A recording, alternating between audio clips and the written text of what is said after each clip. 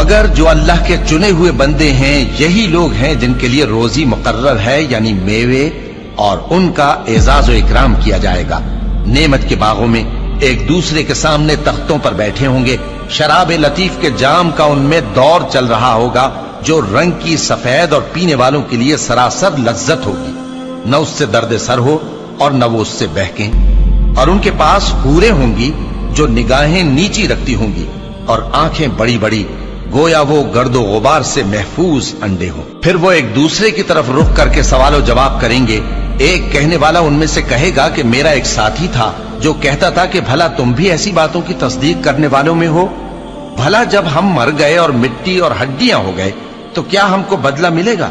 अल्लाह कहेगा कि भला तुम उसे झांक कर देखना चाहते हो?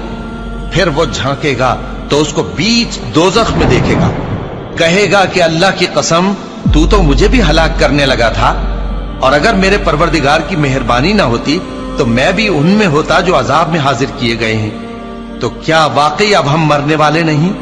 हाँ, जो पहली बार मरना था सो मर चुके और हमें अजाब भी नहीं होने का। बेशक यही तो बड़ी कामयाबी है। ऐसी ही नेमतों के लिए अमल करने वालों को अमल करने चाहिए।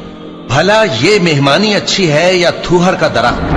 हमने उसको जालिमों के लिए बला बनाया हुआ है।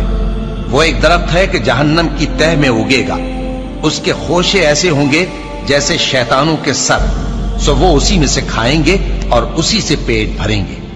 फिर उस खाने के साथ उनको खौलता हुआ पानी मिलाकर दिया जाएगा, फिर उनको दोज़ख की तरफ लौटाया जाएगा।